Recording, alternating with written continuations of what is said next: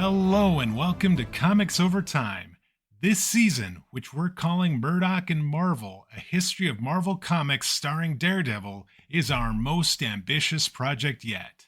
Our plan is to look at the state of the comic book industry during a particular year, and then to examine in detail the major ways that Marvel Comics in particular evolved during that year. We'll look at who was creating comics, what new characters or storylines were introduced, and which comics either debuted or ended. After that, we'll get down to business, take out our stack of Daredevil comics, and look at what our old friend, the Man Without Fear, was up to during that same time. We're glad you've joined us. Then we'll get down to business, take out our stack of Daredevil comics, and look at what our friend, the Man Without Fear, has been up to. My name is Dwayne, and with me, as always, my good buddy Dan. Dan, we're back for another week in the 80s. Yeah, it's going to be exciting. It's one of those good weeks. Welcome everyone to the dawning of a new golden age for Marvel Comics. Researching this episode actually was pretty interesting for me as well, kind of a trip down memory lane, because this is actually the summer when I first approached a comic spinner rack with a bit of my own change, pulled out some comic books, and started the addiction that has come down through an entire lifetime for me. So, let's go back and take a look at the wonder that was 1981 in comics. By extension, it started mine as well, it seems. Delayed fuse. Many years delayed, but it does seem to have been the catalyst for mine as well. So this is great. This is going to be a lot of fun. We got a lot of great things to talk about here. But first, there is a note here about the week in Marvel Unlimited you wanted to share with everybody.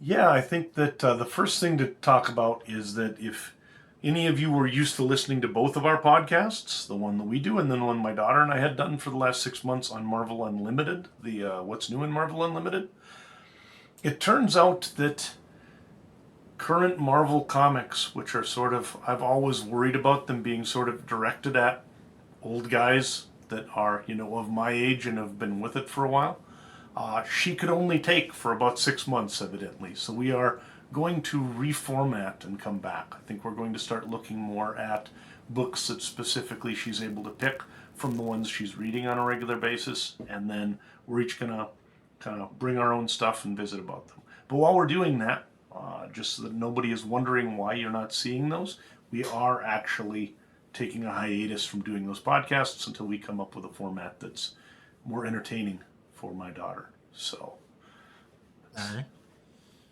A little scary about the future of Marvel Comics, that a young geek has about 6 months of reading the new books and is like, these are all the same.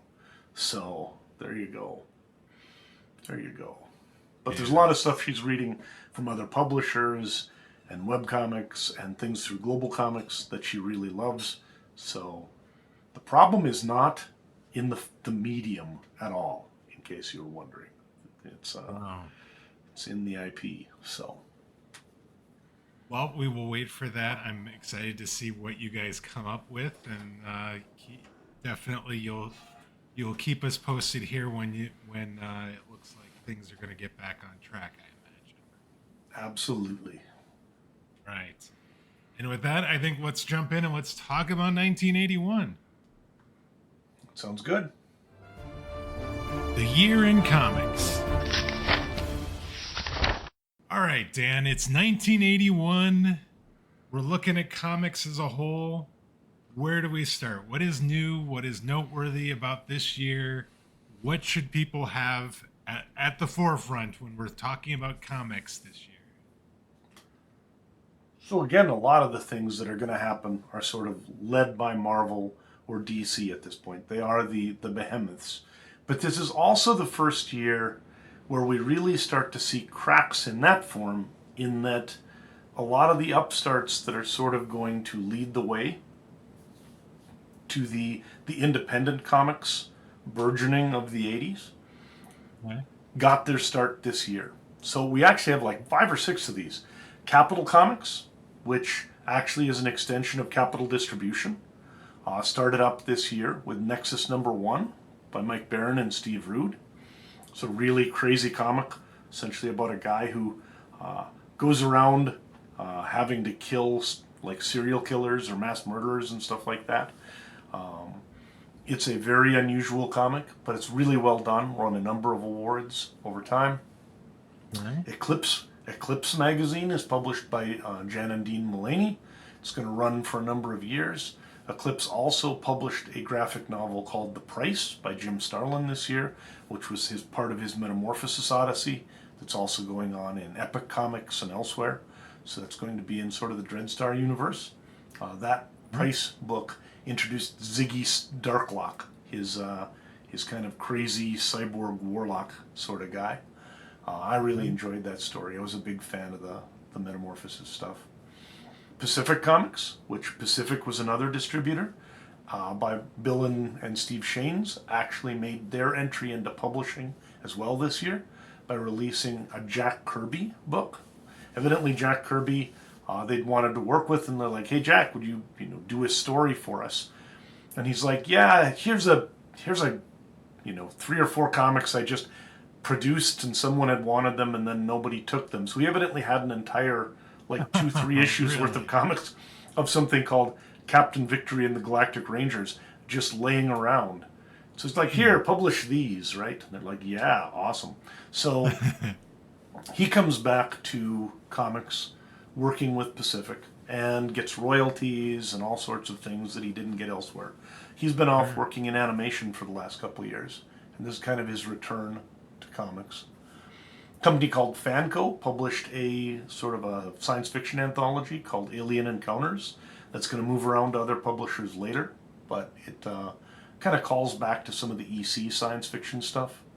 And there's a company called Noble Comics that's created by a guy named Mike Gustovich to publish his book Justice Machine, which is a kind of a group of heroes that he wanted to bring out, and he wrote a lot of it and then worked with different artists and stuff like that. And then our last one is actually only kind of in 1981. Okay. One of my favorite of the true independent comic books, called Love and Rockets. The first self-published issue of Love and Rockets by the Hernandez brothers came out in 1981.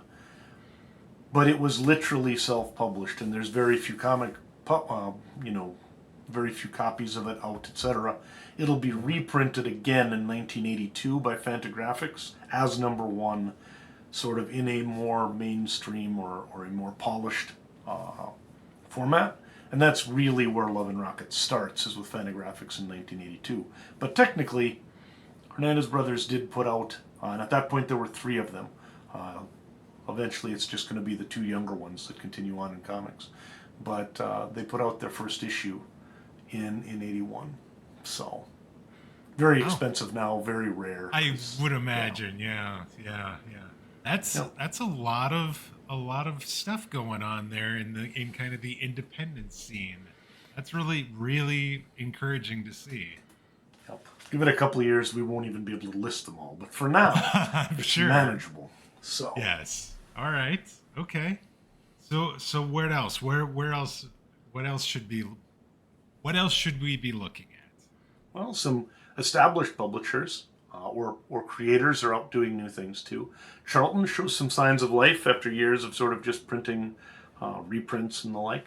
They brought back the mini ghosts of Dr. Graves with new stories in 1981, and they also created a new book called Charlton Bullseye that they were bringing out into the market.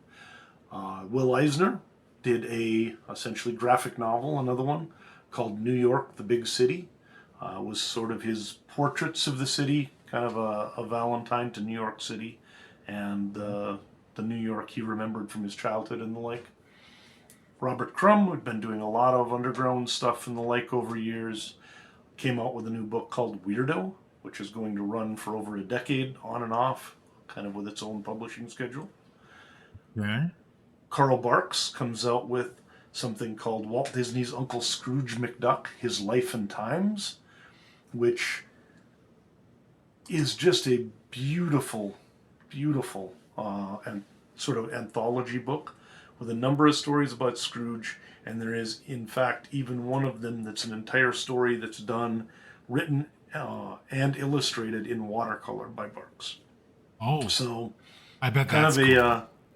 it is really cool. But this kind of a guy who'd been around a long time, and because he worked more in the funny books area, he didn't get a lot of the credit and the like. And even now, there's a lot of people who know who Jack Kirby is. There's not that many people who know who Carl Barks is. But Barks, I would say, is within his realm every bit as spectacular and creative as Kirby. So Carl Barks was an absolute genius of sort of like humor books and sort of the Disney animation style and things like that. Sure. For friends of, for any of our friends up in Canada who are closely following the Captain Canuck Odyssey that's been going on the last couple of years, that actually gets canceled this year with number 14. So there are still series coming and going here and there. A lot of those that started up are running for a while, and then their publishers run out of gas and they leave. And again, with sort of a personal note, not only is this year I buy my All-Star Squadron #1 and my Justice League number 193 and my Legion of Superheroes 179 at a KOA campground, and start my modern collection. But it's also the year that Opus the Penguin debuts in Bloom County on June 26, 1981. And Opus is absolutely a dominant figure in my 1980s childhood. And as noted in the notes, I would like it to be a national holiday, like Opus Day. Okay. Because he's that important to me. So, yeah. But, so Opus, 1981, that's sort of when Bloom County really starts taking off and becoming great. So. Okay. Very cool. All right. So, what about in the industry? What are we seeing as far as trends? What's going on there? And do you have any statistics as to how things are going? Yeah, so I've got a few just sort of DC we can start with. Jeanette Kahn actually replaces Saul Brodsky as president of DC Comics and continues on in her role as publisher as well. You then get Paul Levitz and some other folks who are then promoted into other roles. It kind of rolls up into a new era of DC trying things that maybe it hadn't before. One of the things that they also do is they start a direct sales department headed by Paul Kupperberg. You'll see Marvel's going to be doing stuff with this year too. And they enter their first, or actually their second direct sales book. It's called Madame Xanadu, and it sells over 100,000 copies, which is enough to convince DC that the direct market, essentially books that are sold only on the direct market, is a viable path for them. And it's interesting too because the way they advertise Xanadu is very different. It has stories that are a little bit edgier than what you'd find, and in fact, at least one of the stories in Madame Xanadu probably is a story that was refused by the Comics Code for publication in the 70s. I was wondering about that, yeah. And so they just said, hey, let's put it in here.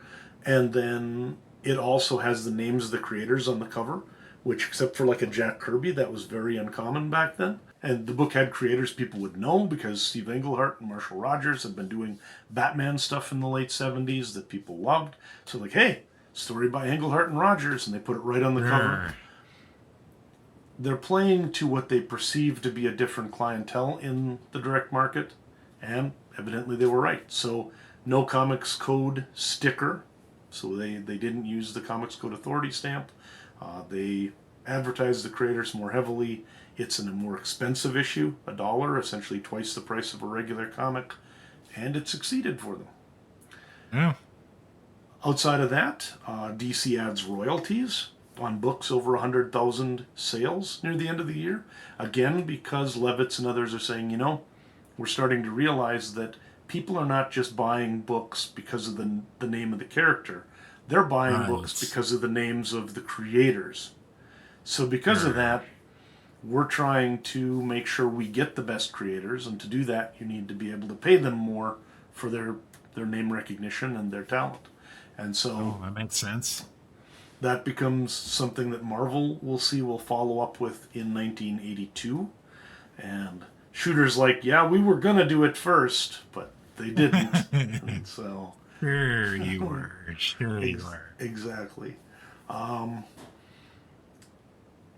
The other thing that happens this year that's more like inside baseball, that's not actually going to take effect till next year, but this is the year when DC and Marvel both explored moving to a new printing system. So up until now, all Marvel and DC comic books had been printed on what is called letterpress, which gives you 65 DPI, or dots per inch, on the page.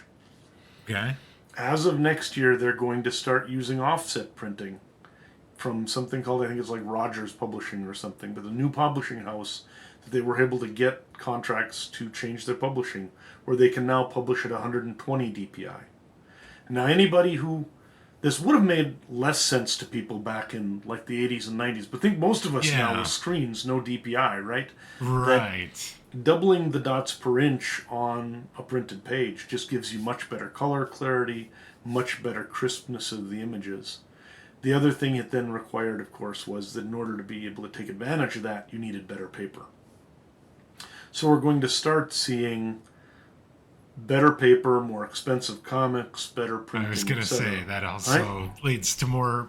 The price of the comic has to go up to cover some of that. Yep. And part of the reason why they looked into this is because they're moving to the direct market, because it was evidently too expensive with return comics, ones that you'd send out and the unsold ones come back to you. Everything you do to increase the quality of the printing just means you lose more when those come back.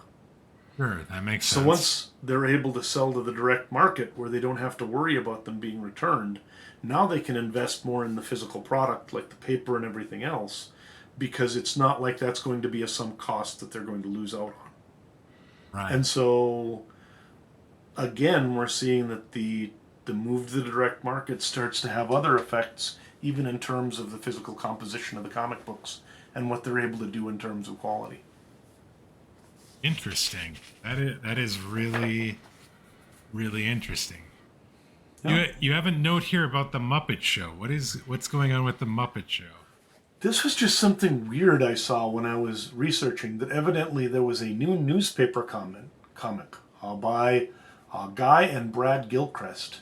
It was based on the Muppet Show, and it was published day one, like its first date of publication.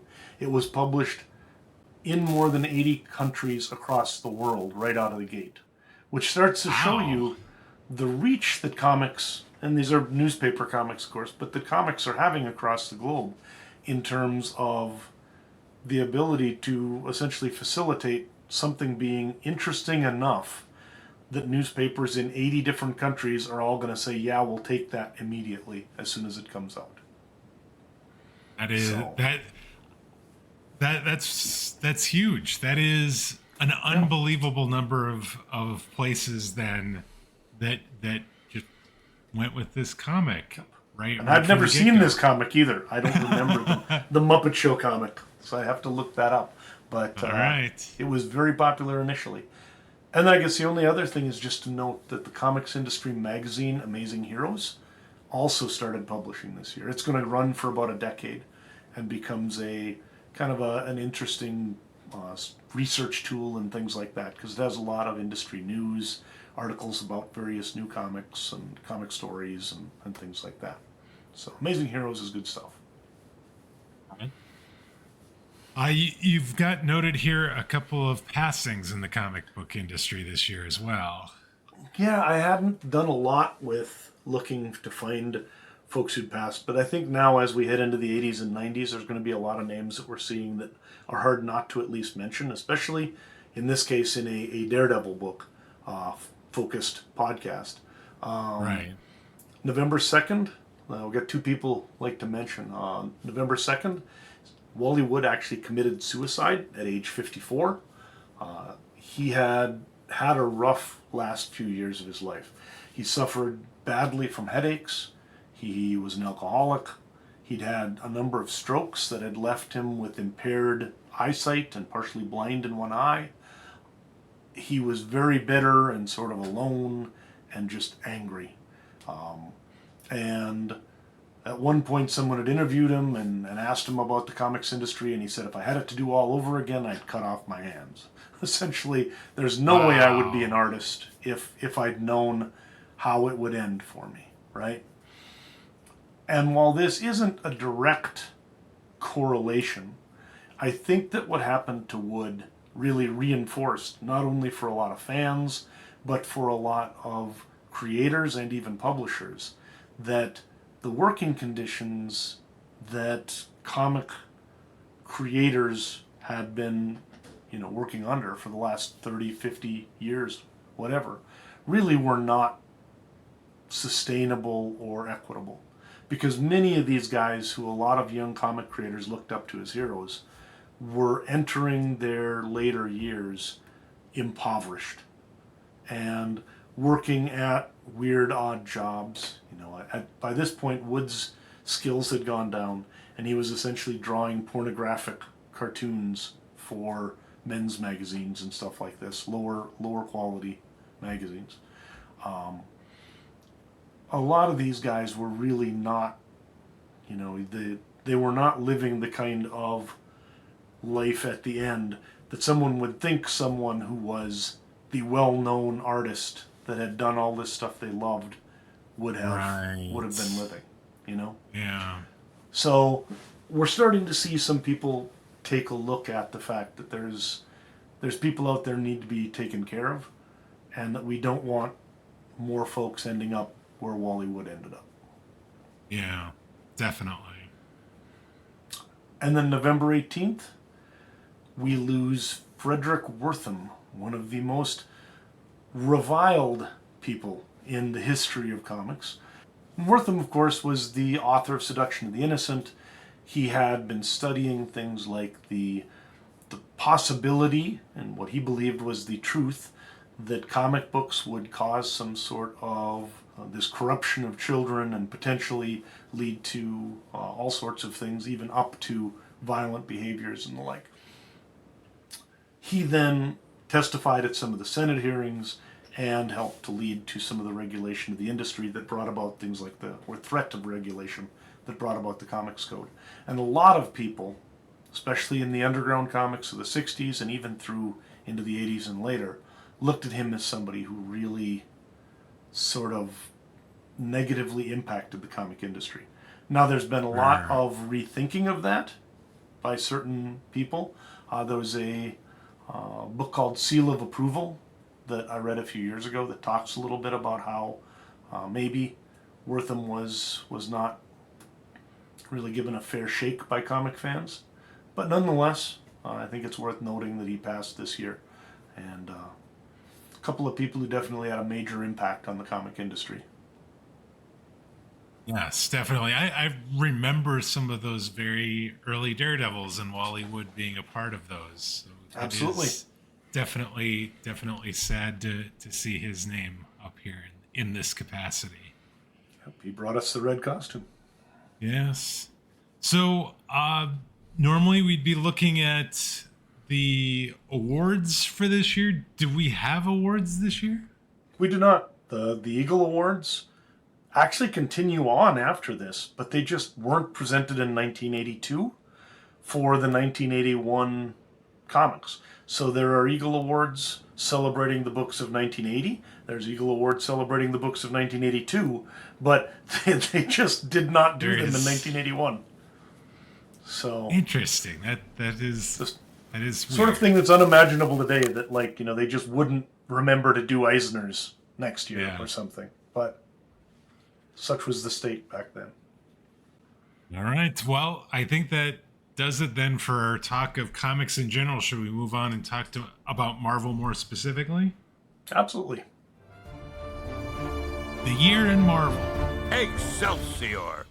All right, Dan, taking a step down, or looking at more specifically Marvel and comics in 1981. What is going on at Marvel? It seemed like as we were talking last week, it seems like the ship is kind of getting righted and things are starting to go. They're putting the right people in the right places, and Jim Shooter seems to be getting things going in the right direction. Is that continuing this year in 1981?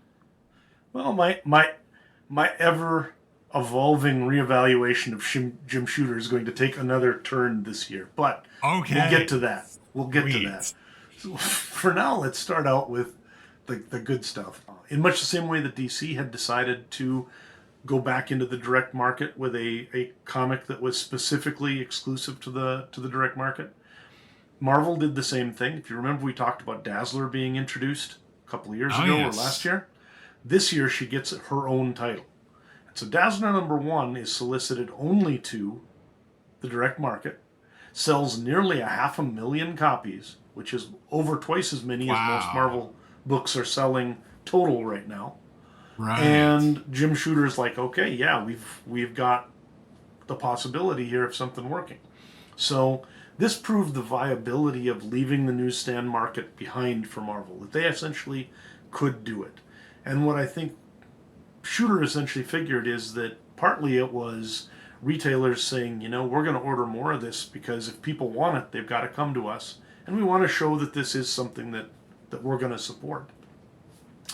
But it was interesting, too, because he chose the book very carefully. So he said, I don't want to send Fantastic Four or X-Men or one of our big titles like that's already ongoing to the direct market. Right. Because people who are used to buying it that at the newsstand would be angry. He also didn't want to send something that had no tie-in, because then there'd be no real incentive, right? So by using Dazzler, who's kind of a character tied into the X-Men that had recently debuted in the X-Men, he was able to get a tie-in to the Marvel Universe without being something that people would be outraged that they weren't able to find if they didn't have a comic store near them. So for instance, growing up on a farm near Holt, Minnesota, I was forever away from a comic shop. Right? Okay. Yeah. If they put something into the direct market, I just can't get it at that point. Right? Right. And that's going to be a problem for me for most of the 80s, and I found ways to fix it, and you could subscribe and do stuff later. But initially, they had to find a way around that. It worked well for them, though. And then we found that immediately then they started looking at maybe taking other books and moving them into the direct market. And the ones they chose were Kazar, Micronauts, and Moon Knight. So Kazar and Micronauts made a little more sense in some ways because they were ones that were not too attached to anything. Moon Knight was interesting because it actually sold really well on the newsstands, and making it direct market only was a little strange. But I think they did it partly because the content of it was a bit darker, and they decided it would benefit, the stories would benefit from going on to a direct market only sales routine. That makes sense. But yeah, so ramping up the direct market both at DC and at Marvel. All right, so okay, that makes sense. So what else is going on for Marvel at this time? They cross over with DC for a Superman and Spider-Man Big Treasury Edition, as well as a Batman versus the Incredible Hulk Treasury Edition. So those are those big oversized ones. Batman versus the Incredible Hulk. Yep, fair fight, right? Well, I mean, Superman versus and Spider-Man doesn't exactly seem like a... but it's an and, so does that mean that they were working together, or were they going head-to-head as well? They were kind of, a little bit. And even, Batman versus the Incredible Hulk, I think, really that's sort of like Mind versus Bulk, right?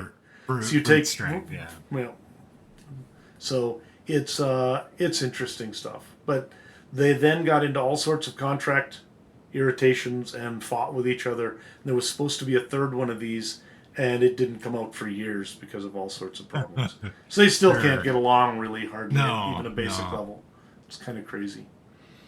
And it's usually the corporations that control them that are the problem, not the actual creatives at Marvel and DC. as a note. Yeah, no, So, that makes total sense. you know.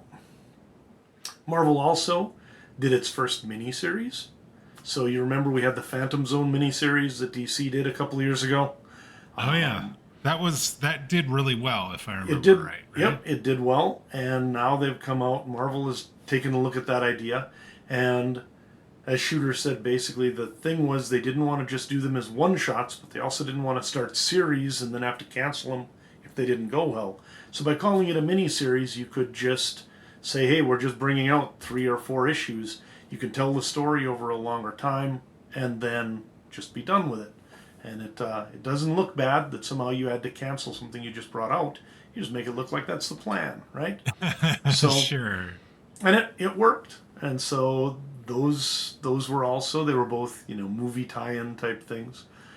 Shooter also noted that Marvel had also had the idea for miniseries before DC, and somehow they just hadn't decided to use it like DC did. So he refuses to admit that DC's beating him on all this stuff. He's like retroactively claiming to have outdone them. So Did you mention the names of those? I don't think For Your you Eyes did. Only and Raiders of the Lost Ark. There you go. So, Okay. yep. Interesting. Yep. The Raiders one is actually really, really good. They're both adaptations of the movies, essentially. Ah. And then after that, we've got, just in the books themselves, the X-Men Juggernaut continues on.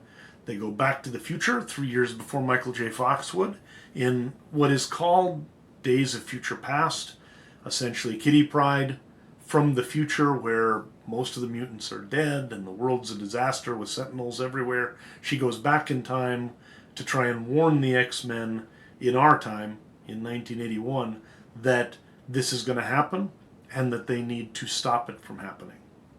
Sure. And essentially, the idea is that in the X-Men world, you can't actually change the future, but you can essentially go back and spawn off a new, better future variant that will hopefully prevent it from happening again. Gotcha. So this begins the unbelievable fracturing of the X-Men timeline that kind of has continued to this day. Nothing in the X-Men will ever be the same after this, because it's really a popular story, but it also just breaks everything. So, and then an issue later, Byrne and Austin lead the title. Claremont continues on. They look around to try and find regular artists for a while. Cockrum returns for a little bit. Paul Smith comes on for a bit. But they have a long time now where they kind of drift between artists until they get things settled in again. So Very interesting. I've heard of, not just because of the movie, but Days of Future Past is definitely, even as somebody that wasn't into comics, I recall hearing about that being kind of a landmark story in comics. it is one of probably the top 10 most beloved stories in Marvel history. So, and it's constantly memed on and referenced all the time by other comics and creators and everything. Sure. So, Sure. All right. What other things are going on in some of the other Marvel books? it's a year for the auteurs. John Byrne leaves X-Men and takes over as writer and artist of Fantastic Four with issue 232. He'll be on that run for 62 issues, a bit over 5 years. Frank Miller, we might talk about this at some other part in the podcast, Yes. takes over as writer and artist of Daredevil similarly, and he's going to be there for a while. Yes. Out in California, Stan Lee's Marvel Productions, which they bought an animation house, renamed it Marvel Productions, and this year they debuted 2 new Saturday morning cartoons, Spider-Man and His Amazing Friends and The Incredible Hulk. Spider-Man and Amazing Friends actually also brings out a new character called Firestar, who did not exist in the Marvel Universe, but who they created for the show. She's now been retconned back into the Marvel Universe, but was not there at the time. Sure. So Okay. it's early 80s. Ronald Reagan's going to be ramping up the Cold War with the Soviets and the like. Marvel kind of already Marvel already sort of starts to feel that because we have Iron Man getting his stealth armor, sort of like the stealth fighters and the like that we are starting to build. And the Soviet super soldiers arrive in the Hulk, almost kind of like a Russian Avengers team of sorts.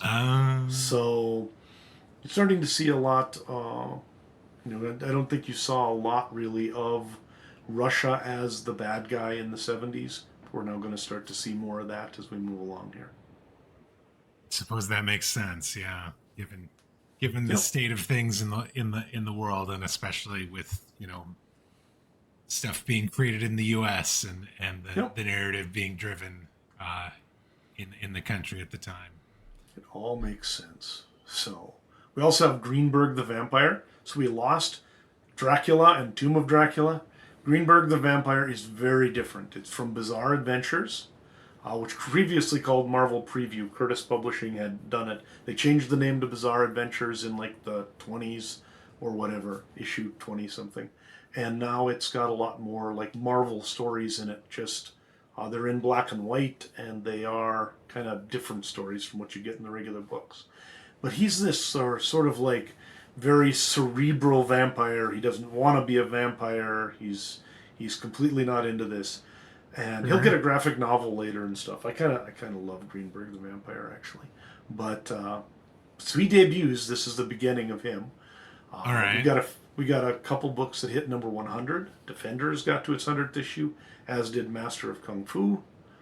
And then also, I don't know if you listed this because it didn't have Daredevil in it, but Bizarre Adventures number 28 actually has a Frank Miller Elektra story, which is one of the first times he starts to really play with the form in getting rid of things like thought bubbles and captions and a lot of that sort of stuff.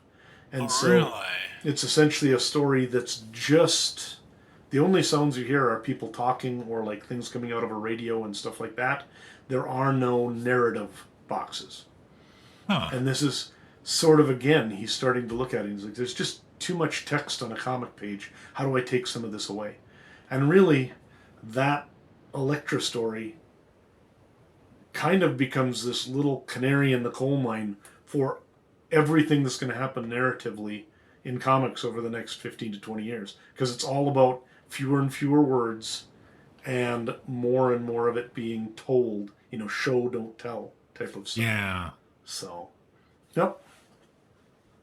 That is something. That is really interesting. And yep. And there are a few copies of Bizarre Adventures on Marvel Unlimited, but I checked, and number 28 is not one of them. So you can't read the story on Unlimited. So that's disappointing. It is. All right, let's talk about new books, new series coming out in 1981 for Marvel. What are we seeing as far as that goes? Very few. You've got Dazzler, of course, we talked about. Sure. By DeFalco, Romita Jr., and Alcala. Kazar the Savage comes out with Bruce Jones writing it. Brent Anderson and Carlos Gazan on art. And then, other than that, the only other books we have are some of those reprint things. The For Your Eyes Only, Raiders of the Lost Ark, Dragon Slayer, and then there was a Spider-Man and His Amazing Friends animated tie-in as well. So essentially, really just two books. Dazzler and Kazar were the only ongoing Marvel Universe books that came out in 1981. That's actually a very small list. I'm surprised by that. Mm-hmm. So with there not being very many new books, that probably means we don't have much in the way of new characters then, right? Yeah. I mean, yes. We don't have a lot in new characters. We have some really good ones. So many of them, obviously, in Daredevil. Again, yes. Elektra, Stick, and the Hand probably will be heard from again. Maybe even later in this podcast. Very much so. Rogue debuts. She was supposed to come out a couple of years ago in Ms. Marvel, but appears instead in Avengers Annual number 10. So that's a character who's going to obviously go on to have a big future with the X-Men and stuff like this. Yes. We also get Siren, who is the daughter of Banshee. She has powers much like Banshee. And what's interesting to me is, of course, when Banshee first debuted, Banshee was supposed to be a female character. But Stan Lee didn't want the X-Men beating up on a woman, so he made them change Banshee to be a man. And now they bring out Siren, who is essentially the original Banshee we should have had all along. And has actually been a really cool character. She's been around for a long time, and they've done a lot of interesting things with her. Had a couple other X-Men villains, Avalanche and Pyro, who came out. Hydro Man, who is pretty much just Sandman, only he turns into water instead of sand. He's still just a big dude in a t-shirt who runs around and causes trouble. He and Sandman, even for a while, worked together and combined, and they just became a big mud guy. And I'm not even making that up. That sounds so made up. I'm sorry. That sounds so made up. It's messed up. And then, of course, the Soviet super soldiers and Greenberg. But really, yeah, not a lot. Obviously, your big character with an asterisk for this one is Rogue, I would think. And then Elektra, not that far behind. And everybody else is sort of sea level or so. Sure. So, were there a lot of books that ended then this year? An absolute torrent of them. The first thing is all of the reprint titles that have been cruising along for the last few years, reprinting old 60s and like Marvel stuff. Marvel's Greatest Comics, Amazing Adventures, Tales to Astonish, and Marvel Super Action, as well as Fantasy Masterpieces, all canceled. And so what that's going to do is it's simply going to take out a big swath of those books that were essentially flooded onto the market to try and take up space to run other people out of the market. Because they've already done that, and now they're just losing money on them. The final issue of the Hulk magazine comes out. Man-Thing Volume 2 ends with number 11. Marvel Premiere ended with number 61. Battlestar Galactica had a good run, but made it to issue number 23 and ended. Machine Man, which was the book that had been premiered by Jack Kirby, ends with number 19.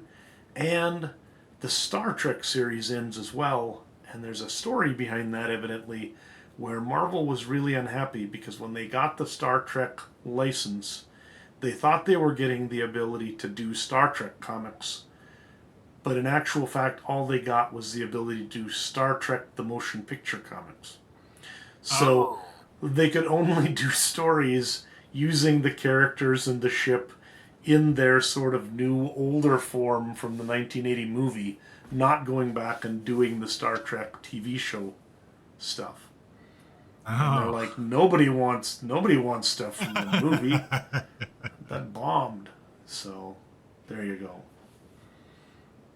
All right. But so, yeah, we'll have, 3, 6, 9, 11 books lost, and really only 2 to replace them. So this is going to be one of the lowest numbers of comics Marvel has published in over a decade.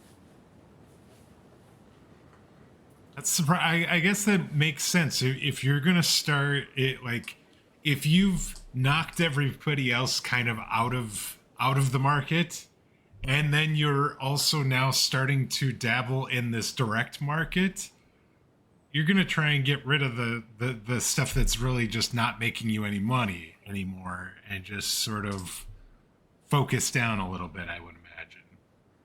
Yep, absolutely. Yeah, okay. So what does that mean for the Bullpen then? Obviously, Jim Shooter's still the editor-in-chief? He is, and there's not a lot of big fluctuation. We have a number of new creators who come in this year, but not a lot of them that are doing a ton of stuff. So things are relatively static as far as the Bullpen.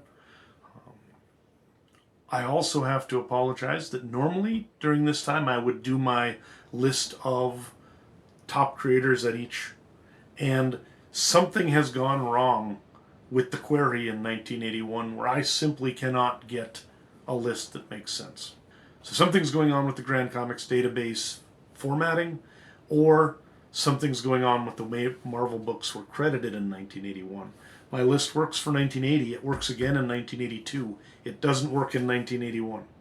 So I don't know if this is related to the Eagle Awards or what exactly is going on here, but it's not related to the Eagle Awards as a note.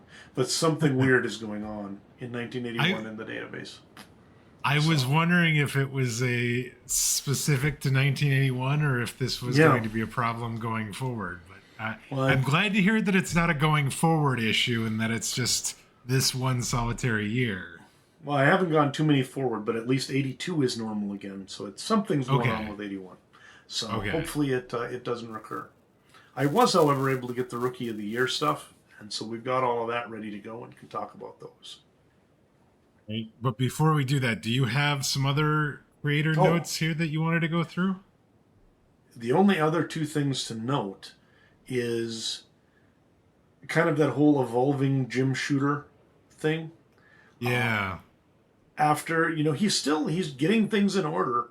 Marvel's making money, things are going well, they're innovating new things, but he is increasingly continuing to ostracize his best creators. Oh, so Roy Thomas, at the end of his contract in 1980, was unable to come to terms on another contract. So the guy who basically was Stan Lee's number 2 forever at Marvel has now left to go to DC and is going to make, I think I mentioned last week, make All-Star Squadron and a bunch of other stuff I love at DC. But his contract officially ended at the end of 1980. So this is the first year, it's the first year since, the Silver Age began that Marvel doesn't have Stan Lee or Roy Thomas. Yeah. And then Gene Colan evidently had been having problems with Shooter for years because Shooter continually made him redraw pages that he didn't believe were up to standards. And eventually they started looking at getting a contract that would allow, or eventually Colan demanded to be able to not have his pages sent back for redrawing by Shooter. And Shooter's like, no, I'm not going to do it. And Colan just called DC and they're like, yes, we would love to have you come there. And so they signed him to a three-year exclusive contract immediately. And they're like, yeah, if there's anybody else who doesn't live up to Shooter's standards, you just send them right over, because they were happy as clams to have Gene Colan on staff. So there are some times where, the decisions that Shooter makes really work for Marvel. And there are some times he just is so unnecessarily draconian and just my way or the highway that a lot of people end up choosing the highway. And that is not... Losing Gene Colan can't be good for Marvel. That's just a bad thing. He goes on to do some fantastic Batman art over the next 5 years at DC. So yes, and Roy Thomas too. I mean, he had his hand in quite a few, like just even Daredevil comics that we've looked at leading up to this year. Absolutely, it's absolutely crazy. Those are pretty big names, and to have them both leave, basically at the end of 1980 or into 1981 is, it has to be a hit, I would think. Luckily, we've got some people coming in to help replace them. So we could take a look at a few of those if you'd like. Sure. Let's talk about the new blood coming in to Marvel and see if any of them are going to be the next Gene Colan or Roy Thomas. Kind of. Maybe there were like 30 some people who made their debut for Marvel this year, and I winnowed it down to 5 names I want to mention. The first one I want to mention is Andy Kubert, who started in 1981. He is a superstar artist, part of the Kubert dynasty at DC. He did do quite a bit of work for Marvel, but really I think when it came down to it, he spent a good part of his career exclusive to DC. That's his home. It would be very weird having Andy Kubert as a Marvel sort of, Rookie of the Year. He also wasn't really involved in a lot of creations of interesting new characters for Marvel or anything like that. We've got a couple of people who are fantastic creators Also, who didn't maybe necessarily create a bunch of characters, but were fundamental to so many books Marvel did. Janice Chiang worked for 20 some years as a letterer, worked on so many great comics, things like Alpha Flight, Iron Man, ROM, Transformers. Somebody who is just a solid part of the Marvel staff for a long time. Right. Christy Shield is a name that you probably might recognize. She's a colorist who worked on Moon Knight, Daredevil, among other things. Yes. Okay. Shield's coloring on things like some of the Scarlet stuff from Moon Knight and the like was just fantastic. And I think that she really worked well with Bill Sienkiewicz. She really worked well with a lot of other artists. I strongly considered her actually for the Rookie of the Year, just because I think as a colorist, she did some really innovative stuff in the early 80s. And she's got a long career as well. Now she's left comics mostly and works on fine art and stuff instead. Okay. We have Rick Leonardi, who has worked for a long time at DC and Marvel. He actually was on Cloak and Dagger, the first Cloak and Dagger miniseries that we're going to talk about next year, and is somebody I just love the art of. He's a fantastic artist, and also would have been a very decent Rookie of the Year.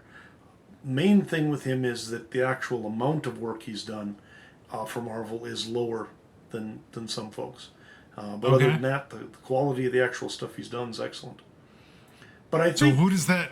Sorry. Oh, go ahead. Who does that leave us then? Who is the Rookie of the Year for 1981? So somebody I really enjoy, and somebody we're going to be talking about a lot in the next few weeks. So again, maybe give a little bump as Daredevil fans here. Ann Nocenti has been working with Marvel worked with Marvel for decades. Started kind of just, doing some editing and the like, moved into writing. She co-created Longshot, Mojo, and Spiral, along with Arthur Adams for the Longshot miniseries. She co-created Typhoid Mary, who's going to be a character we find and then talk about a lot in the next few years with Daredevil. She has done a lot of writing and editing on, long run on Daredevil. And that run on Daredevil, by the way, Frank Miller took over this book, with the issues we'll talk about today, kind of. And after his run, Daredevil could have sunk back down to what it had always been, which was sort of a B-list, C-list comic in the Marvel Universe. Ann Nocenti took over right after Miller left. And there were certain times where Miller would return and the like, but she sort of is the one who is that next bridge writer on Daredevil, who keeps that character moving forward. And she did it by making him very street level, really attaching to more social issues and getting into sort of the grimy parts of New York and the like, and really helped to... I think if you think of the way that the Daredevil TV series felt, Ann Nocenti helped to form that sort of aspect of Daredevil even more maybe than Miller did. Okay. So, did a spectacular job there. She was one of the three people who were sort of the editing triumvirate and writing triumvirate for X-Men for a long time.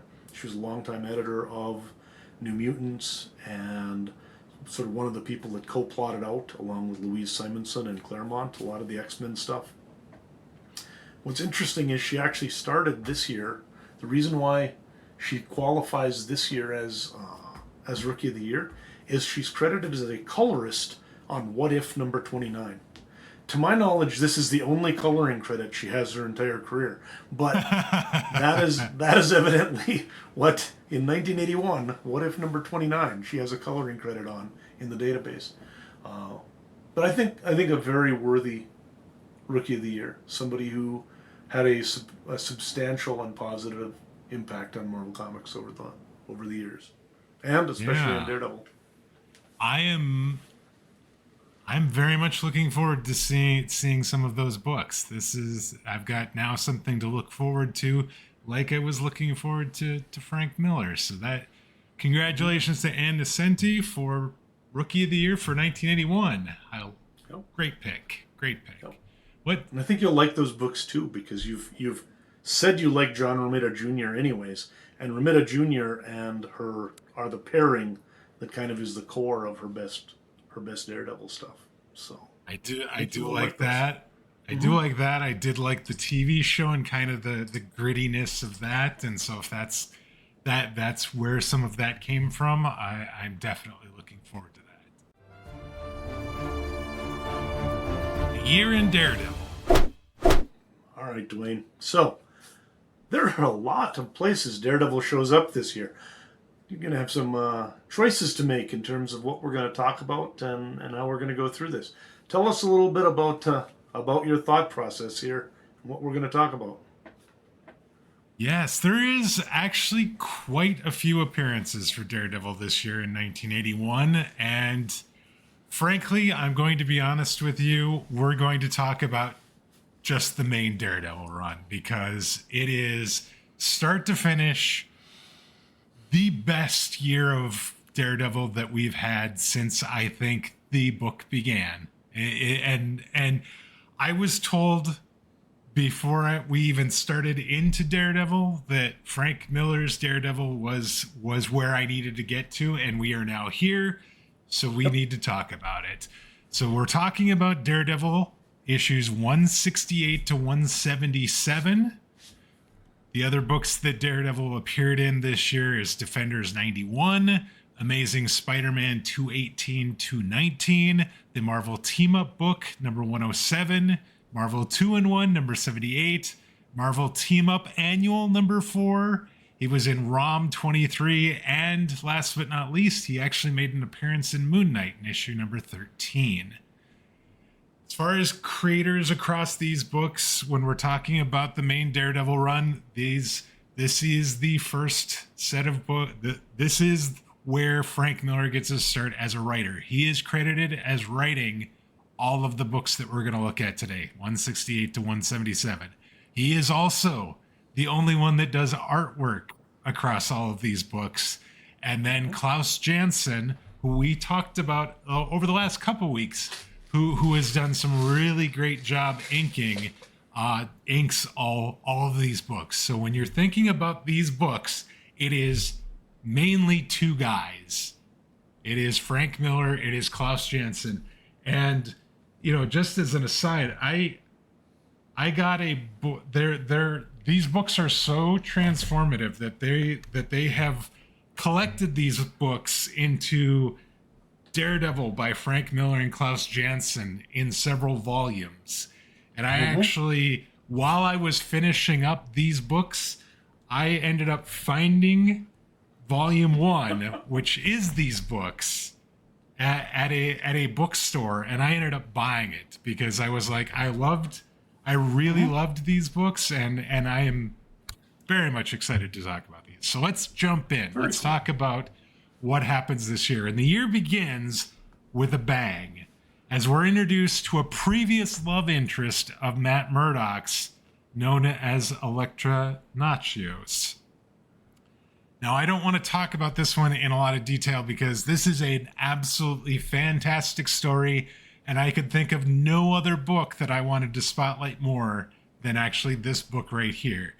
Though there definitely are some other ones that were probably worthy enough to get it. So, but this is the one we're going to hit. So next, Daredevil saves Bullseye, who has a brain tumor and needs surgery. He actually pulls him. They're fighting. He ends up pulling him off some subway tracks before a train comes through, and actually saves his life after they've been battling for the better part of that issue. So really, really interesting stuff.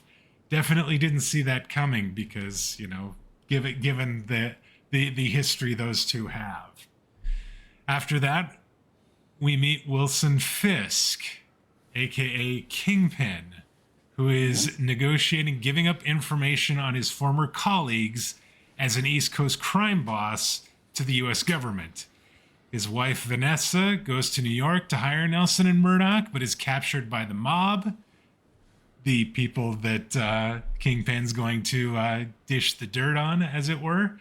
She ultimately ends up dying, and I use dying in quotes, during a botched exchange that nearly kills Fisk himself.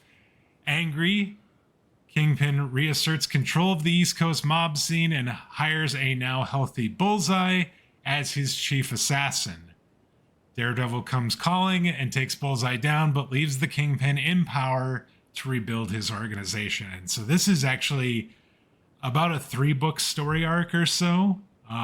This is still a point, by the way, when the book is bi-monthly. It's coming out every other month, and so this basically took us to about the halfway point of the year. And really good story. I was going to ask you, so we meet Wilson Fisk in this, but you didn't have him listed as a new character. Did he start out somewhere else? I was going to actually note this to you, that the experience a person has seeing Fisk for the first time here is so weird, because he was kind of almost like a jokey fat character in the Spider-Man for most of the 70s. He's a bad guy, but he never really seemed that bad in the Spider-Man books. Like, so he's been around forever, and he's a fearsome adversary, but he's a Spider-Man adversary for most of his time. Okay. He's been around since the 60s, but he's never been this guy. So Frank Miller completely redefined him in like 2 issues to be a totally different character. It is this feels like the Kingpin that I know now. The Kingpin that you've seen in Devil's Reign. He's the one that, is Vincent D'Onofrio on the TV series.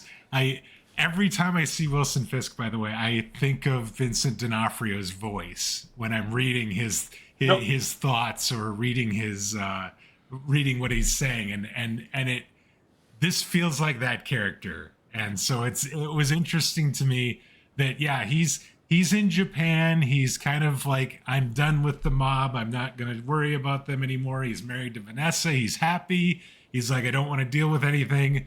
But like, they're still the government's trying to get to him and bring him in. So he's like, okay, so instead of you doing that, how about I give you basically all the people I worked with when I was the crime boss. And it's a great story, because like you could totally see that happening. And then you could see everything that ends up happening. You could see Vanessa going and trying to hire lawyers to facilitate this negotiation and this handover, and then her getting, the mob catching wind of it and getting kidnapped, and then having,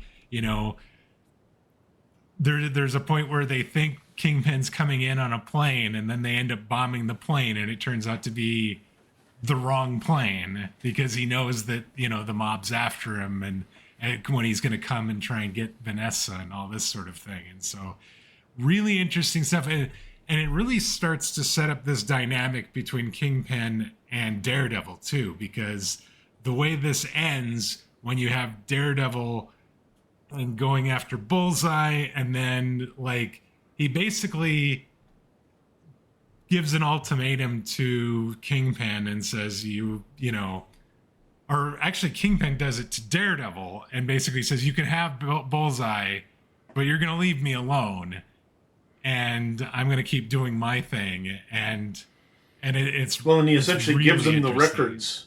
He gives him the briefcase with the records for all of the other crime lords, and essentially says, "Here, go do my bidding. Right? Here's the stuff you need to take down all of my adversaries," which you're gonna do, because not only do you want to put them in prison, but in the short term, it's in your best interest, because it's going to take me a while to build everything back up, during which time you will have crippled the crime syndicates.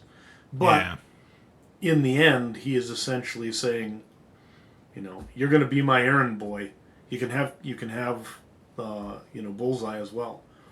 And that part of Kingpin had always been there. He'd always been the guy with the plan. I think the difference is that Kingpin had been a fat, kind of almost like this guy who was there, but he didn't really do anything, right? He'd been big, and he just sat around with the plan, right? Sidney Greenstreet wise. Miller redefined him as somebody who is like massive, but isn't really fat. He's just almost like superhumanly like big and tough. He's almost like a juggernaut type of character. And that physicality where at a certain point he just takes things into his own hands every once in a while when he gets angry. Quite literally, like people's heads. Yes, to your point, at the end of this story, we also Kingpin realizes that it was actually one of his top men that caused the explosion that killed his wife and almost killed him, because he didn't. This person did not wanted Vanessa to die, because felt like the Kingpin was getting soft because he wanted to be with Vanessa. And so he basically just crushed the guy's skull and killed him, because he's like, you did this. You killed my wife. You killed the woman I love, and you're going to die. And then boom, he's dead, just like that. He like, to me, this is the genius of, if you remember back to the Ben Affleck Daredevil movie, the genius of Michael Clark Duncan being Kingpin in that movie is because he, to that point, seemed like the best person to sort of be that Kingpin, this Frank Miller Kingpin, the guy that's huge, but huge in a way that is terrifying. I would also point out that during this previous story arc, on the cover of issue 171, which is the June 1981 book, the cover notes that Daredevil is now back as a monthly title. So it was actually during this year that we got back to a full 12 issues of Daredevil as the main story run. All right, so next up we have a lady killer is roaming the streets, and he looks exactly like Melvin Potter. And if you don't remember who Melvin Potter is, he was better known as the Gladiator. Daredevil tracks down the man responsible for crippling Becky and clears the Gladiator, because it turns out that it was actually a different person. So there was also some really important background information given in this issue about Becky Blake, who is the assistant, the administrative assistant that got hired after Heather Glenn left the storefront. So she had been assaulted years ago by a guy by the name of Michael Reese, who is the person that ends up getting found in this issue, or during this story. And it was at that point that she lost the use of her legs and had to go into the wheelchair. So we find out during this book that she had not reported the assault at the time, but she does so during this issue at the urging of Matt Murdock.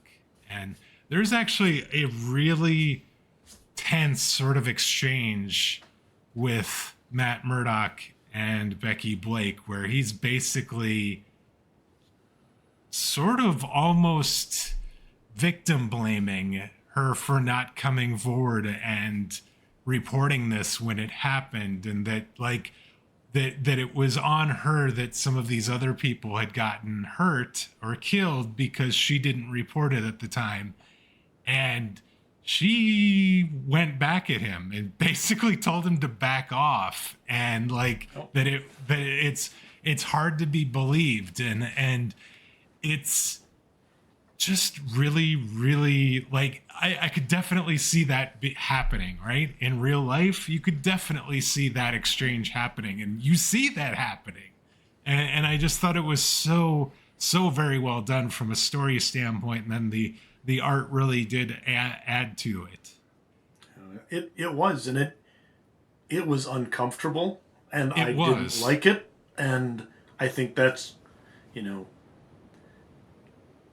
in knowing Frank Miller, I would have been afraid that it would have been really ham-fistedly done on that sort of a thing, because I'm not sure he's necessarily great at dealing with complex gender, politic type things, but it was interesting that you had those two just sort of come to loggerheads on that, and then later in the book, Daredevil sort of comes to realize just sort of what it was maybe that was going on there a little bit, and realizes what an ass he's been, and goes back and so it just in general, the thing that I think I find craziest is when you look at the violence of the first Bullseye book, when you look at what's going on with the sexual violence implied in this book, Miller just is on an entirely different level from what we're seeing with most Marvel comics at this time.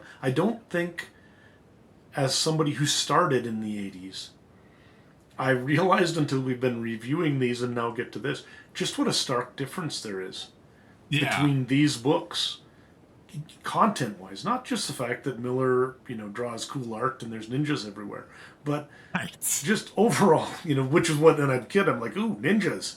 This is why Frank Miller's great, right? It was a pretty simple, and then Teenage Mutant Ninja Turtles came out, and that's why it was great, right? Just because of ninjas. But in actual fact, these books have a lot going on. There is story here, and there's a lot of complex, the Kingpin has complexity to him.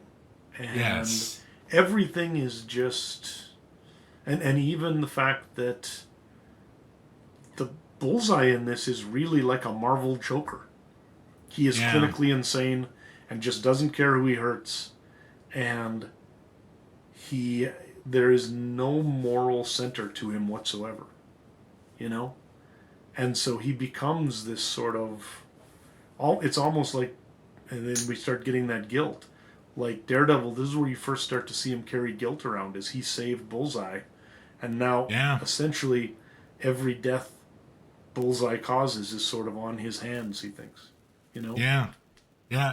He really wrestled with it kind of in that page of panels leading up to him actually pulling him off the subway tracks, and the level of character complexity and interaction in this book between Matt Murdock and Becky Blake was unlike anything I've seen to this point in a comic book. I mean, it rivals some of the stuff we were seeing in Demon in a Bottle and that sort of thing.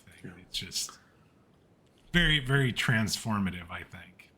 Well, and you start getting this in books in the 2000s and stuff like that. You get a lot more of the complexity starting to come in, but for something in the 70s or early 80s, this is unheard of, really. Right. If anybody tries it, it just feels super ridiculously cringe these days, and you get, the Avengers 200 type of debacles and that sort of thing. Yes. So. Yes. All right. So next, Kingpin secretly hires the Hand to take out Matt Murdock, but Elektra and Gladiator get in the way. When the Hand blows up the law office at the storefront, Daredevil loses his radar sense. So we have, by the end of this issue, Daredevil has lost his radar sense and is now trying to figure out how to survive, because he's basically, I don't think he's lost it really for more than about half an issue to this point. Mm-hmm. I think that's about the extent of it, of how long he's been without his radar sense. And going forward, it looked like this was, not something that was necessarily going to come back without some sort of intervention or something. Yep. So with that, Daredevil, without his radar sense and teaming up with Elektra against the Hand and their master assassin, Kiraji. I hope I'm pronouncing that right, because I don't actually know the correct way of pronouncing it, but I think it's Kiraji. While Matt is off fighting the ninja, Foggy is defending the Gladiator in court. So this is, again, the mistaken identity of the Gladiator being thought to be this Michael Reese who was attacking women on the streets. And then you've got Elektra and Daredevil fighting the Hand, all the ninjas, and then their master assassin, Kiraji. So after that, Daredevil and Elektra hunt down Matt's old teacher, Stick, to try and get Murdock's radar sense back. Meanwhile, Turk steals the Mauler uniform to try and take down Daredevil. And Elektra has a final confrontation with Kiraji. So that it was a lot going on because you had Matt realizes he's not going to get his radar sense back, so he's like, there was this trainer, this guy that I worked with after becoming blind that kind of helped me develop my radar sense, and we learned that it's this guy named Stick. And so he ends up, kind of seeking him out and is able to find him. And then you've got Turk, who is kind of one of Kingpin's men, but he's kind of on the outs with Kingpin, or seems like he's kind of in a situation where he has to keep proving himself to the Kingpin to continue to be kind of at his station. So he steals this outfit that makes him like super strong and allows him to blow through the sides of buildings like he's the Kool-Aid Man or something, and all that, and then you've got Elektra fighting Kiraji, who is what we find out in kind of that initial story that we're going to spotlight is that I guess we don't get it during that story. I think it actually happens later. I've read ahead, but we learned that Elektra kind of learned her fighting from the Hand. She was trying to become a member of the Hand, and so she was familiar with Kiraji and felt like she was the one that needed to confront the Master Assassin if somebody was going to have to do it, and especially given that Daredevil didn't have his radar sense going on right now. And so as we wrap up the year ends with Stick successfully helping Murdock get his radar sense back through training and through some very vivid dreams. We learn that Wilson Fisk is trying to put a figurehead of his control in the mayor's office, but is exposed by Ben Urich at the Daily Bugle. This, of course, angers Fisk, who appears to be planning some sort of action that may involve Elektra, strangely enough, whom he wants to find. And so the year kind of ends with "Find me Elektra" is basically what Kingpin is telling his people. So very, very interesting where that story is going to go. But this was a great year for Daredevil comics. I've said that at the outset. I'm saying it again. This was a fantastic year, and I can't say that seeing midway through the year that this title is now being back to a full 12-issue run for an entire year could not have made me happier. And I mean, really, it's a great year of Daredevil. It's a great year for any comic, really. This is one of the better story arcs you'll find, especially for just kind of getting it started. But it's only going to get better. So we've got about 2 more years left of fantastic comics from Frank Miller on Daredevil here, at least for the first run. So it's time to just sit back and enjoy, because these are fantastic. Yes, and to your point, you talked about that Elektra story without a lot of without captions in it and stuff. These books read faster. Like he definitely. I remember like when we were reading in some of the initial issues of Daredevil that it was taking me a half hour or more to read through a single issue. It's taking me a lot less time to get through these books. There is a lot more. Not just panels, but almost like full pages of panels where there is very little text on them outside of, text to kind of demonstrate action, right? Sound effects basically of punching and things breaking and explosions and things like that. And I don't miss those words at all, because the images that Frank Miller is putting in these books tell the story. and they do just as much as any set of words would do. And it's really interesting too that Elektra really, in a lot of ways, is becoming sort of an avatar for a new way of telling stories for him. Because if you look, I think that after like the first or second issue, she stops having thought balloons. I don't believe that as you move on, Daredevil has less as well, but I don't believe you get any thought balloons at all from Elektra as you go along. And so there are sometimes narrative things where there's narrative boxes kind of describing what's going on or what she now knows or whatever. Right. But he's starting to move away from that inside voice for her, and really for a lot of the characters. So, but yeah, I'm looking at a number of pages where there are no words at all. It's just fighting and then, the sound of swords hitting swords or whatever, and that's all you get. So, it's pretty fantastic. I loved the way Frank Miller does action. The action in these books throughout this year is really interesting insofar as we've talked about this. Being somebody that was newer to comics when I started reading comics, a lot of time when there was a lot of action in panels, especially when there was lots of text in those panels, it was really hard to make out what was going on. And the fact that there was less words, captions, and thought bubbles and things like that, and like the action is clear to me. I know exactly who's doing what and what they're doing. Like, you can easily tell what's going on. And the thing that like strikes me, like with Elektra too specifically, is she looks every bit as difficult to deal with in a fight as Daredevil does. And like it's right from the get-go that we see that. And I absolutely loved that about the new character, and I love that about Frank Miller. His actions panels are some of the best action panels I've seen.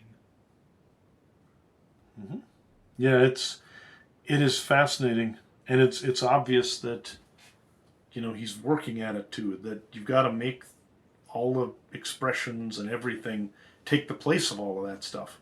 So it's not easy either, No. And obviously a lot of this is also, the darks and the stuff that Jansen is throwing down.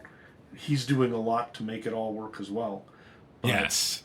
It is cool to see. It's been interesting and fun to just go back and reread these. So if any of you out there like maybe haven't read these in 15, 20 years and you're just still operating on what you remember of them, it might be time to go back and check them out again, because I think also I had let later years of Frank Miller color my opinion of Frank Miller to where I'd forgotten just what a revolutionary force he was when he first came in. And because there's actually a new documentary coming out about him this year that I'm going to be really interested to see. But I think that there have been a number of times where Miller has really disappointed me in the last decade or so, last couple decades. And now someone can only really disappoint you when you really thought highly of them. And now I'm remembering why I really thought highly of him. Because these and the books coming up they really are fantastic.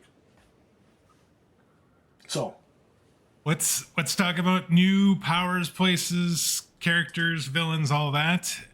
So another Billy Club bites the dust during issue 172. Bullseye is the culprit this time, but in issue 173, there is some talk about it. Daredevil notes that he's replaced it with a new one of a very similar design. So it wasn't just a disappearing and magically reappearing Billy Club during the year. We also, with the storefront being bombed, it looks like Nelson and Murdock are going to have to be looking for new offices. So I imagine in 1982 we'll be talking about that as well. In fact, they're talking about it as we go through the end of 1981. So, as far as new supporting characters, we mentioned Turk. He is a criminal Daredevil beats up to get answers he needs. Seems to be working for Kingpin sometimes, a lot of times, that sort of thing. Vanessa Fisk, Wilson Fisk's wife, who appears to die during a building explosion, but we learn actually that she walked away from that explosion, and so it'll be interesting to see what happens with her and that sort of thing. We have Randolph Winston Cherry. This is Fisk's candidate for the New York mayor job. The puppet for the puppet master to control the mayor's office, as it were. And then probably one of my favorite characters to be introduced this year actually is a guy by the name of Grotto. Seems to be hanging out with Turk quite a bit and gets told to shut up a lot. So I have him as the shut up henchman. Alrighty then. Yes, so it's Turk and Grotto. As far as new villains, we have Eric Slaughter. He is the criminal sought after by Daredevil and Elektra. When we start this year, we have Wilson Fisk, aka Kingpin, the former East Coast crime boss head who returns from Japan to his old life after his wife is killed. We have Michael Reese, the lady killer that crippled Becky Blake and looks a lot like Melvin Potter. We have the Kiraji, the master assassin of the hand. We had a demonic hallucination when we talked about the vivid dreams that helped get the radar sense back. There was this demonic hallucination that Daredevil ends up having to fight. Really kind of a acid trip sort of hallucination sort of thing going on. But ultimately, he ends up leading to Daredevil getting his radar sense back. So there you go. Note on that is, I think Slaughter we have seen before. Because he was the guy that Bullseye had hired to kill Daredevil, and then That's failed. right. That's right. Yes. So maybe he didn't. He probably wasn't a new villain. He was a returning villain, as a it demoted were. villain. I think he didn't have the Yes. same status that he did before. Yes. It doesn't seem like. All right. So I think we've looked at Daredevil as a whole for the year. A lot of really good stuff here, like your recommendation to go back and reread these issues if you have read them once. Would definitely agree that these are definitely worth a read. But I want to talk about our spotlight story. Let's jump in and let's talk about the spotlight. This week's spotlight story. All right, Dwayne. So, you are ready to talk about the spotlight story. You have 10 issues of Daredevil this year to choose from, including the one that basically resets everything and is one of the more famous issues in the history of Marvel. Or you could choose one of the other 9. What is your thought? What are you planning on going with? Going right to the very first issue of the year, Daredevil 168 from January 1981. It is entitled Elektra. And yes, we have to do this. So first, this story features a fantastic dark black cover, with a large bolt of yellow lightning that highlights Elektra jumping from the background at our hero and has the text, "Elektra, once he loved her, now she is the most deadly enemy." And I remember looking at this cover and just being first in awe of what I was seeing. Secondly, I noticed that Elektra's name is spelled wrong. They added a C on the cover, which she doesn't have a C in her name anywhere else in the issue, but on the cover. And it just, and third, it was like, did I miss something? It said, once he loved her, now she's his most deadly enemy. What's going on here?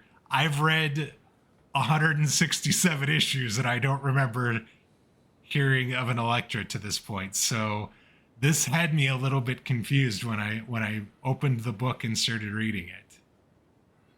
Yep. You know, I have looked at this cover so many times, and I never realized there was a C in her name on this cover. Yep. That is well played, Dwayne. I did not even. I wonder if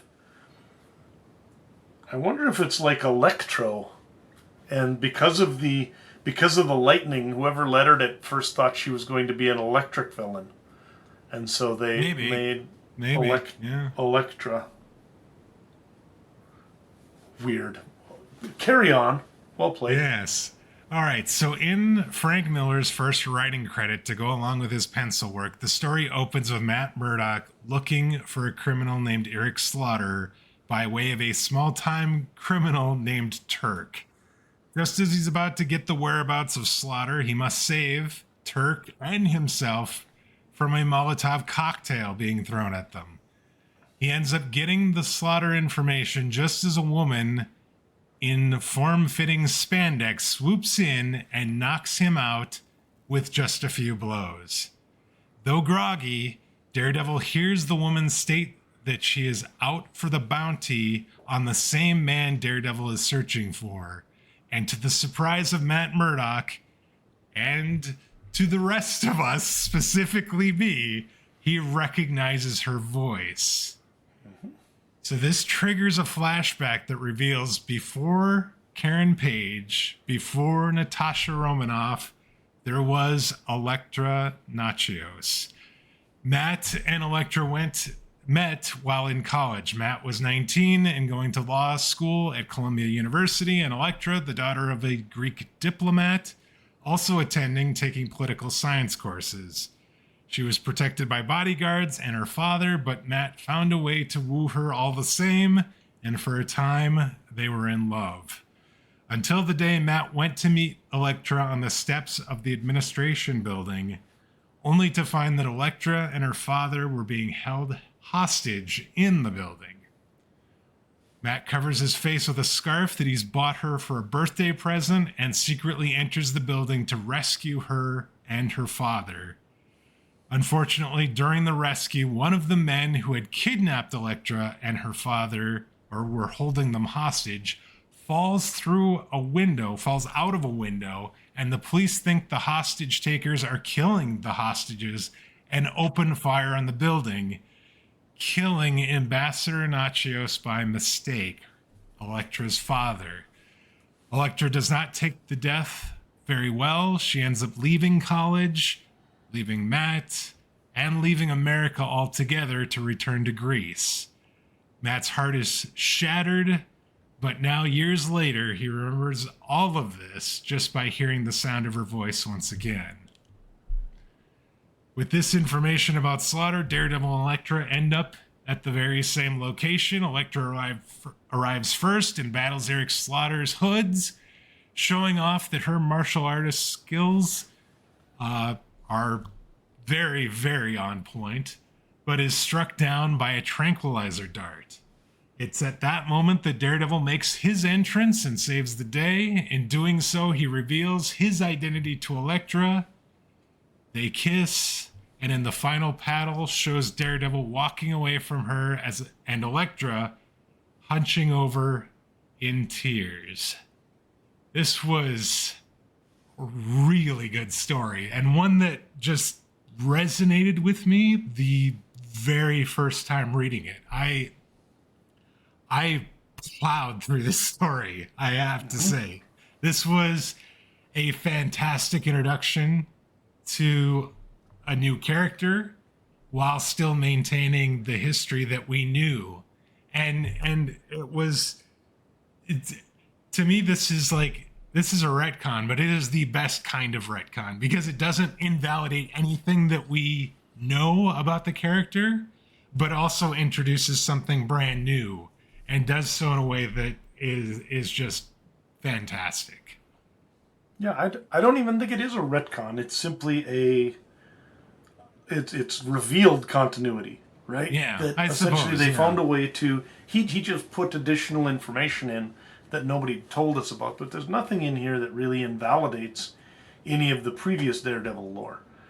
No. It actually, if anything, just makes it obvious how little there is that we know about Daredevil, even after 10, 15 years of following him. You know, he's Yeah. just hanging around. He's got a friend, Foggy. He keeps like losing girlfriends, and he's fighting criminals, right? Generally terrible villains. And I think it's interesting that within the space of 5 issues, Frank Miller gives us Daredevil's true love, Daredevil's most dangerous enemy, and the mastermind of most of Daredevil's biggest defeats, right? With Yeah. Kingpin, Bullseye, and Elektra, you essentially get, in the space of no time, a rogues gallery and a group of people who are more important than almost all the Stiltmen and Frogmen and all the rest. And the Yes. Owls that came before in 15 years. You know, this is Stan Lee, Jack Kirby levels of concentrated lore building. Yeah. And it just fills in what was really a very shallow pool of lore for Daredevil and kind of highlights that. You know, it also starts to transform him from being the brawler to being somebody who's more martial arts based. Because kind of like you Yeah. talked about, you know, throwing the billy club and stuff like that. Previously, Daredevil just sort of swung around and punched people. And he had more of like a boxing sort of fighting style. And now he's increasingly going to, with the introduction of stick and sort of that Eastern background that he's been influenced by, you're going to start seeing him do things that are more martial arts almost based and start to have a new aspect to his fighting. So everything changes, but not really in a way that invalidates things. It just builds on them. Yeah, to your point, we saw a little bit of his college time, but I guess there was a lot of college time that we didn't see before this. And what's crazy to me is how well or how much of a story that Frank Miller was able to put together a college story about his college sweetheart and did it in 8 pages to the point where you suddenly were pulling for Elektra after just being introduced to her and seeing these 8 pages. And you're like, I want to see what happens when these two get back together again and end up having to interact. And, it's it's also like actually heartbreaking, that 8 pages, because at the end of it you see this the murder of her father, and you see Matt just like beside himself because he wasn't able to save them, and like he went in with a plan. He came in with this phrase, hit him low, olive oil. And that was he said that right as he was coming into the room so that she could duck, and then he could do a move, and then she would do a move, and then that would save the day. And it worked, but it worked a little too well that a guy fell out the window and ended up, causing police to shoot and kill her father. But it was interesting that then at the end of the episode, that reveal of Daredevil basically revealing that to Elektra that he is Matt Murdock, is he used the same phrase again some 20 some years later to help them deal with Eric Slaughter. And it was just like, man, this really hits. This like really, really hits. I think there's also always that note that really at a basic point, he had no reason to be barging into that building, and he's kind of a little bit responsible for the fact her dad is dead. Yes. Which, really, would he have gotten shot if they'd have just let things proceed? We don't know, but Matt Murdock, he doesn't wait. Sometimes he just barges in. So So that, I think, I mean, that comes up later as a thing that has to get sorted out too. So, but some crazy things going on. I also feel a little bit for his current girlfriend, because the good thing here is that Miller hasn't really just given up on that. You know, you still have a relationship going on there with, this is Heather sad. Glenn, yeah. Yeah, you still have a relationship going on here with Murdock and Heather Glenn, and that is still proceeding, and she is still in full Black Widow kind of, you know, Natasha in love with Matt kind of mode. So bad things are just happening on all levels. It's this slow train wreck just sort of proceeding forward, and you're going to watch it for 20 issues. It's painful. Well, and I mean, the other thing is like they're not, by the end of this issue, they're not like together. Like Elektra and Daredevil are not together. I mean, she is. I don't think she's happy that Daredevil is Matt Murdock, and No. that's why she's crying. She's like, okay, it's bad enough that I have to deal with another, you know, superhero person that, you know, seems to be pretty formidable in his own right. But the fact that she's this guy that I used to love back in college, and that reminds me of the fact that, you know, I lost my father tragically. This is really, really terrible. But yeah, this is I was this book, I was like just blown away by it, and it just made me want to pour into the rest of the year, and the rest of the year did not disappoint. And I see why everyone says you got to get to Frank Miller's Daredevil, because this was amazing stuff. We mentioned the fight sequences; they're amazing throughout all this. I'm mentioning it again because I think it's important. Elektra looks every bit as powerful as Daredevil in these books. She does not. I'm reminded of the times that we've seen Natasha Romanoff, and yes, you did have a little bit of this Matt Murdock Daredevil saving the woman situation again, like he's done to Natasha a bunch of times, but this still felt different. It did. She felt like a very capable fighter, and like somebody that is every bit as formidable an opponent as Daredevil is. And the fact that we don't know how these two characters are going to interact, I definitely would not have been shocked if we ended up seeing those two fighting at some time during this year, but it didn't end up happening that way. Well, she did basically take him out and knock him out before before they even talked, because he was, yes. So you get that too, that, you know, initially there's this, obviously she's got the ability to feed him because she does it like 4 pages into the comic, and then you get the backstory and everything else, and move on. One thing that did, and this causes me trouble sometimes with Frank Miller, there is a point where there's the guy that Elektra's trying to stalk, and he looks just like Stick, and I thought that was Stick for the longest time, and I'm like, what's Stick doing here already? But he's not. He's just random guy who's being protected from being killed or whatever. So sometimes some of the characters look a little the same there, especially these old dudes. But yeah, everything about this issue was fun, and it's a very assured beginning for somebody really writing only their, you know, first or second comic book, and drawing it and doing everything else. Really impressive.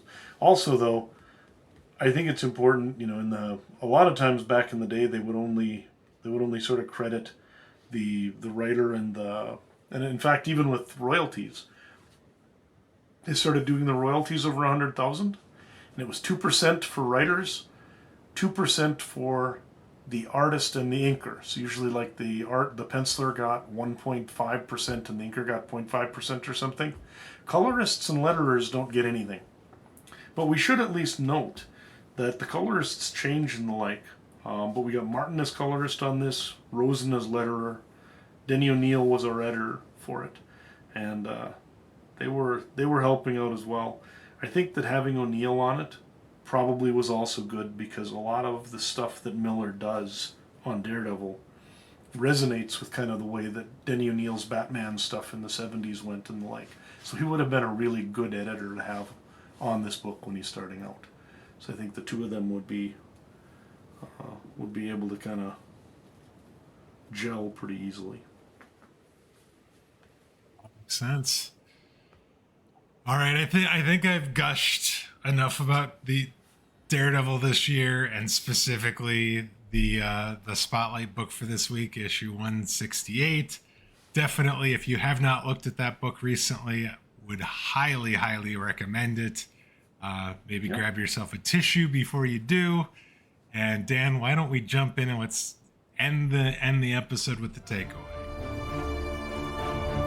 This week's takeaway. All right, Dan, 1981.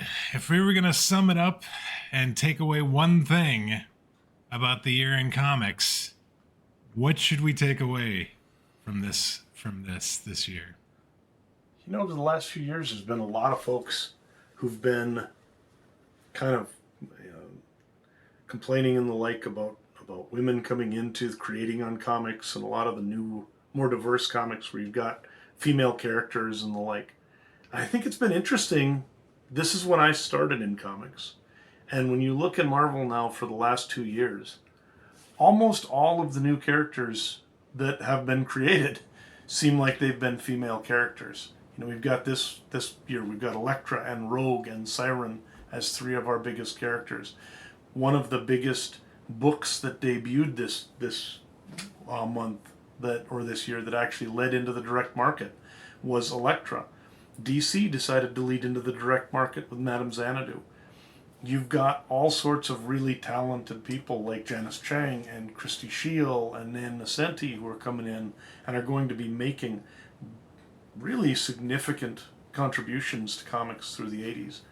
I think it's just interesting to see this and to kind of watch it and to note that the narrative that's been out there that somehow there weren't women already in significant roles making a difference and making the comics in the 80s and beyond is just incorrect, you know?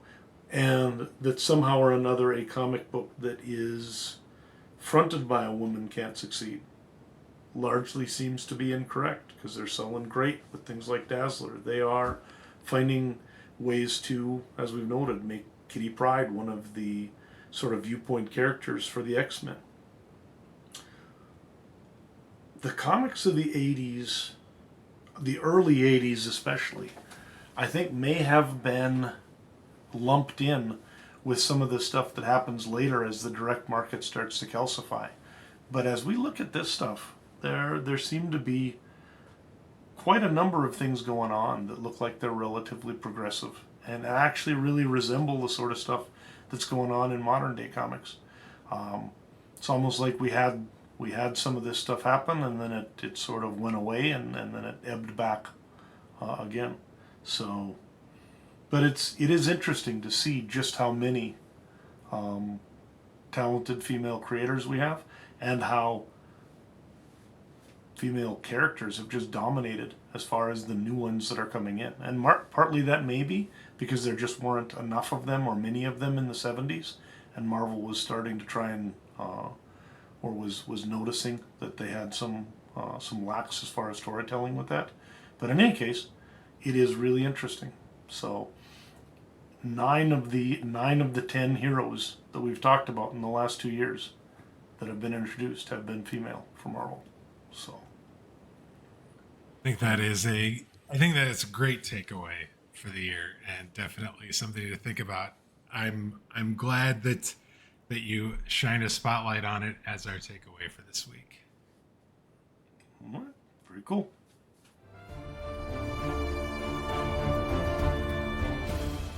That's going to put a wrap on this week's show. We'd like to thank you for joining us. If you're new to the podcast, please consider subscribing on your podcast player of choice. That way you'll get each new episode as soon as it's released.